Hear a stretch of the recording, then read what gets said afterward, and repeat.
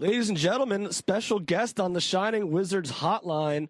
He is a former WWE Cruiserweight, WCW Cruiserweight Tag Team, and in my opinion, overlooked for the position of 205 Live General Manager. And the King of the Vertebreaker. King of the Vertebreaker. He just made his return in the 2018 Royal Rumble. Give it up for, ladies and gentlemen, Shane Hurricane Helms. Woo!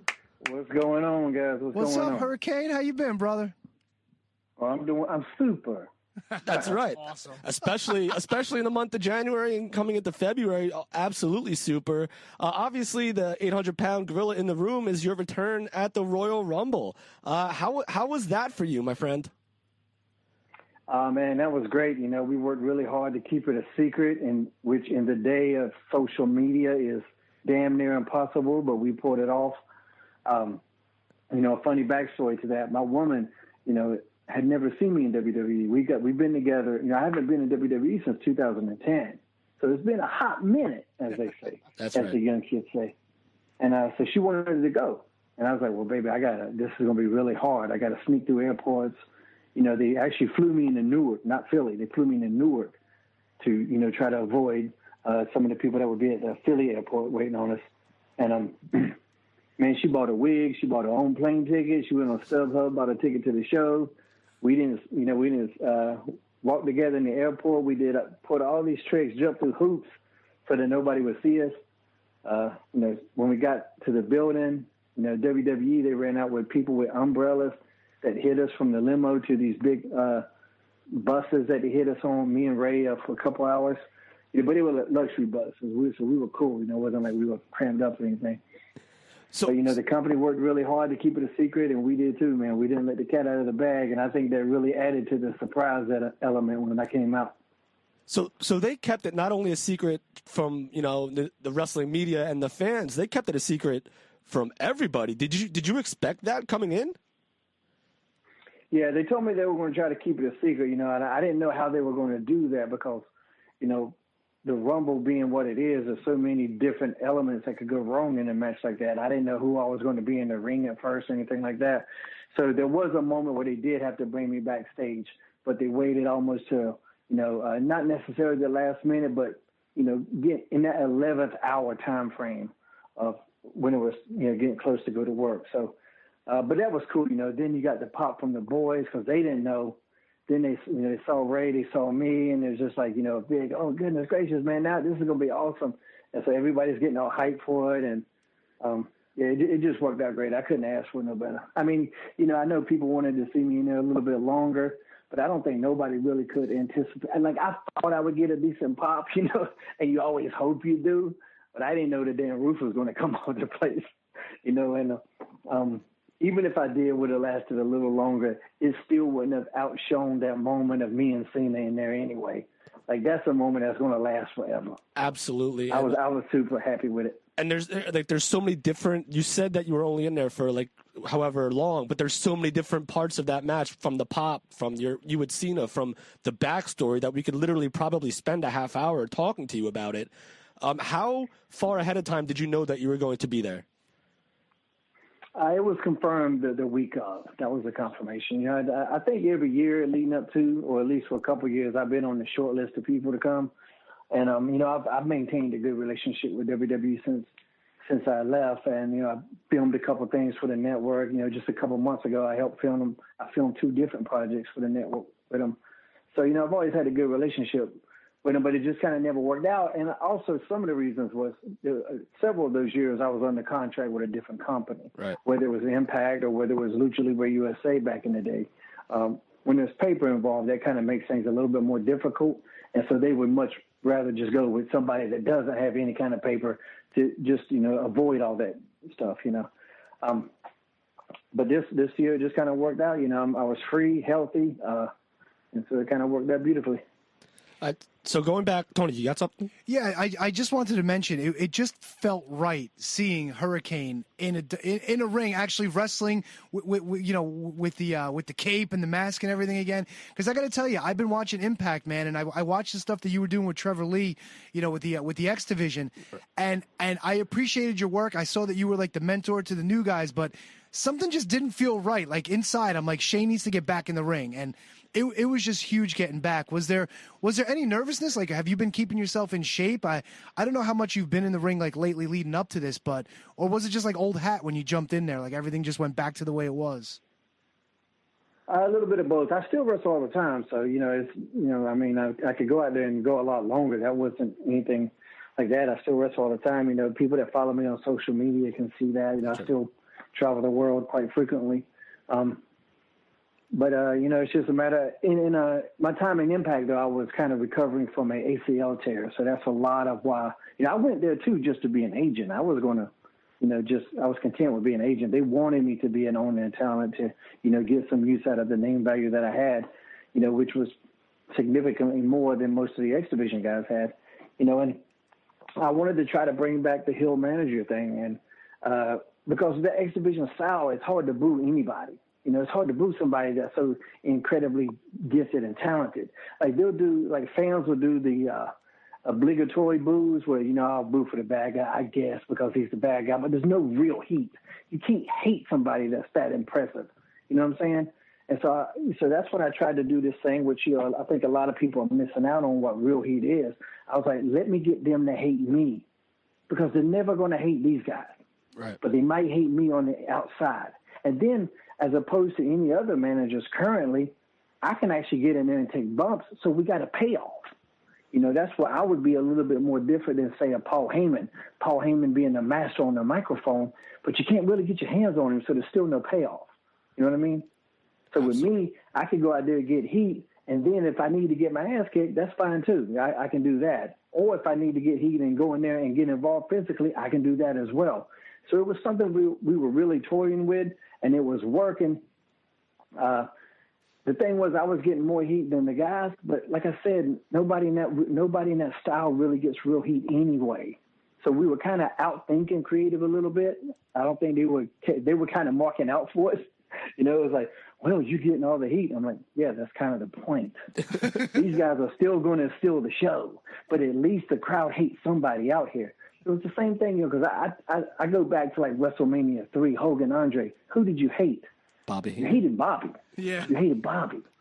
You didn't really hate Hogan or Andre. You hated Bobby. So I was going back to that. I was trying to, but it kind of really says something when you're having to explain to the writers what you're doing. It does kind of say something. But that's neither here nor there. I still enjoyed my time there. So I got, it is what it is, as they say.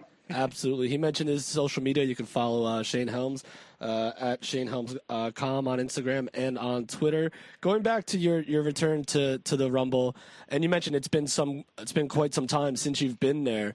Who were some of the familiar faces that you did get to see? I'm sure some of the agents there, but who was still on the current roster that was there the last time you were in a WWE ring, other than maybe, I guess, like Cena and Orton?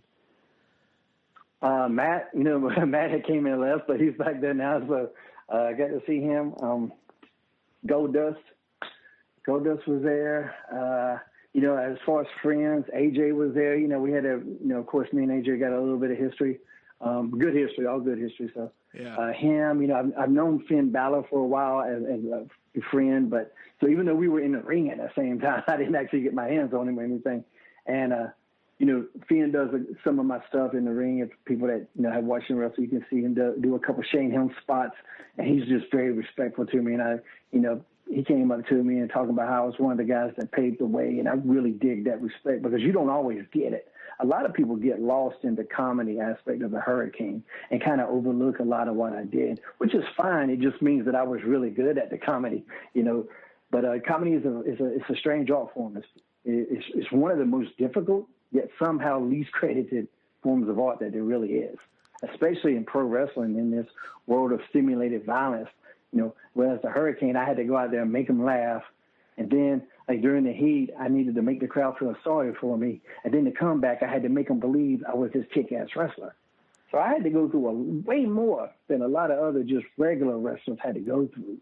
And although I made it look easy, it wasn't quite as easy as it seemed. Well, if they follow you on social media, you're arguably one of the funniest guys. I'm going to put you, maybe Al Snow might be one of the funniest guys on social media, but some of your posts were like you put like a clip up and then your reaction to it. When it's just like your face, like making some sort of like either eyebrow roll or just like shake, like those are some of the funniest things ever. How did you come up with like some of your social media angst? Dude, I just got a comedy mind. It's kind of just how my mind works. I've been watching this show on Netflix called Comedians in Cars Getting Coffee. I don't know if you know of it. I know it very well. It's Jerry Seinfeld. If you hear some of the things they say, like this show explains me, so I'm going to get my woman to watch it because I drive her crazy sometimes because I don't really have an off button. Like, the shit that comes out of my mouth is all day long. Like, honestly, sometimes I wish I had an off button. Like, maybe I shouldn't have tweeted that. But if something I think is funny, like, I put it out there. And like I say, I'm kind of just like that all day long, and I don't really know why. It's just how my mind works. If I was in stand-up comedy, I would write all this stuff down. And put all these lines down on paper, and maybe I could do something with it. But that is kind of just how my mind works. Well, you could start writing. You could start writing for me. You could start writing jokes for me because I'm all out. So I had a couple for a while there. I was doing writing for a couple comedians. I would give them bits and stuff. So I really enjoyed that. Like, you guys go out there and perform. I've been on stage for quite some time. I'm fine back here. So that's pretty neat. I like having that on my resume. All right, well, we don't want to keep you too long. Just a couple more quick ones before we let you go. Well, I have to ask. That's fine. Quick. Tony, go ahead. You mentioned a couple of the guys that you ran into that you caught up with. I know Molly Holly was one of the special entrants in the Women's Royal Rumble. Did you get a chance to catch up with her? And maybe down the road there could be a Mighty Molly Hurricane Helms reunion, maybe? Yeah, we're actually doing an appearance together coming up soon, maybe at I forget which one it is. You guys will have to check out my social media. But like I said, none of the talent knew I was going to be there either. So I walked up to Molly, and of course she lit up, big hugs.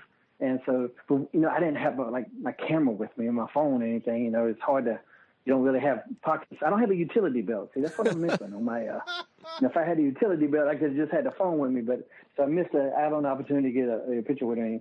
But we're doing an appearance together coming up soon, and she's going to be Mighty Molly.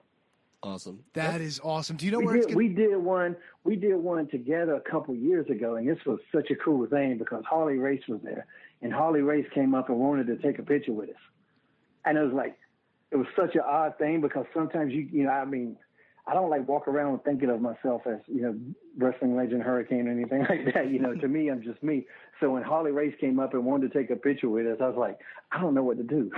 That is so badass. Without a doubt, let's take this picture. But I'm like, we're supposed to be the ones asking for the picture with him. That was such a cool moment. But Harley is a good guy. So that's absolutely amazing. That's ridiculous, dude. You've made it when Harley Race is asking you to take a picture with you. That is cool as hell, man.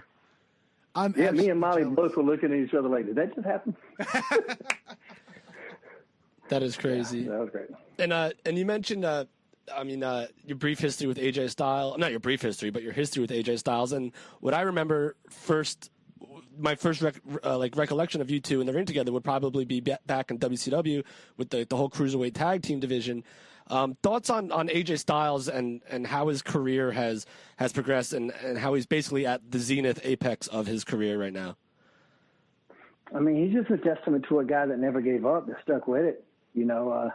We didn't do a lot, if anything, in WCW. We're in the division at the same time, but, he was teaming with Eric Paris and was kind of married to that tag team at the time that they were building the Cruiserweight division around me. So I was stuck in a lot of single stuff when he came in. If we had a match with 3 count, I don't recall it, and I don't think that happened. I fast forward to the buyout. I'm rocking and rolling as Hurricane. And we're doing a show. It's near Atlanta. It might not necessarily have been Atlanta. It could have been South Carolina or somewhere, but, he's there. And it was one of those shows. It might have been Jagged. You guys can go double check me on that. But Jagged or Sunday Night Heat or some shit like that, one of those shows. And I wanted AJ to get hired. I mean, I was never been one of those guys that's like, man, this guy's good. I never feel threatened by anybody. I feel like I can rock and roll with anybody. I think I proved that pretty much my entire career. So I've always been comfortable with trying to help guys.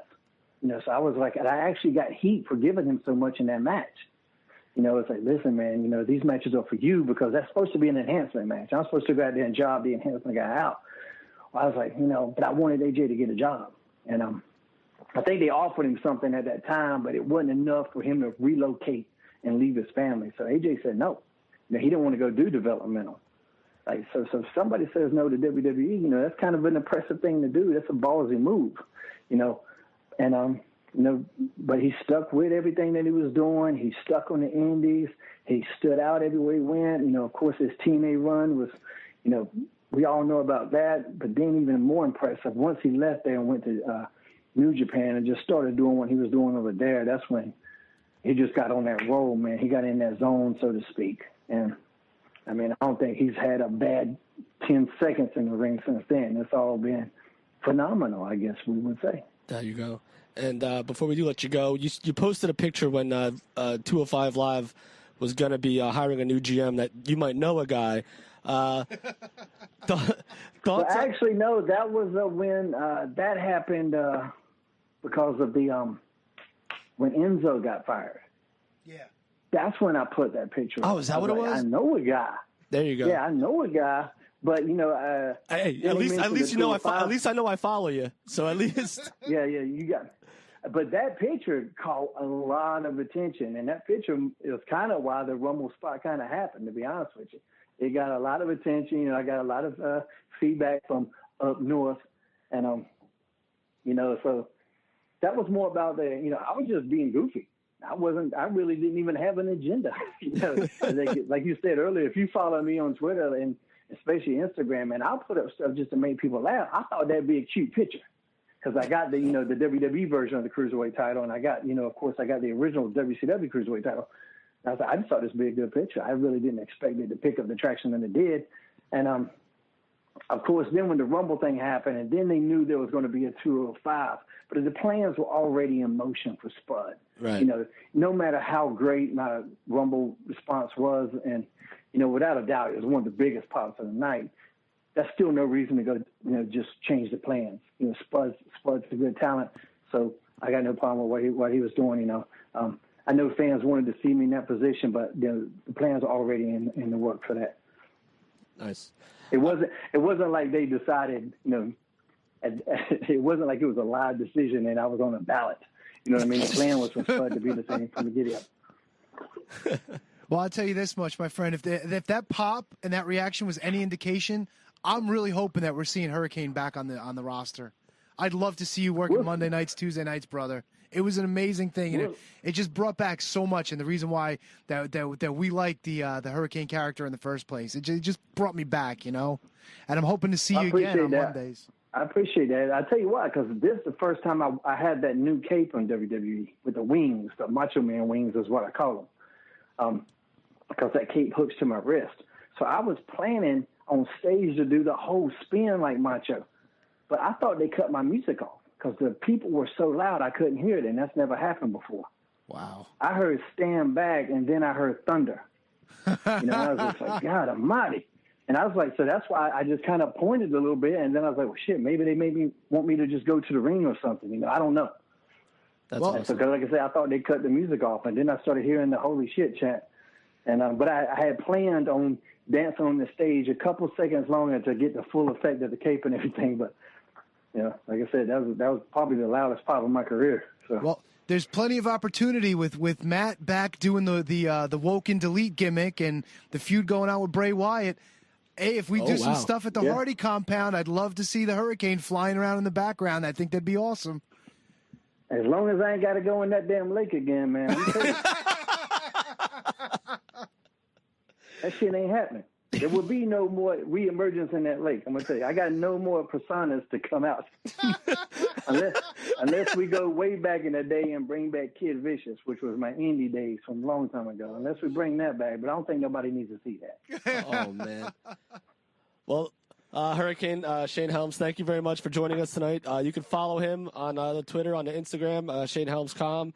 On both. I pulled up an event you have coming up February 24th. I believe that's Iowa Championship Wrestling with Molly Holly coming back. Does that sound familiar to you there? Yep.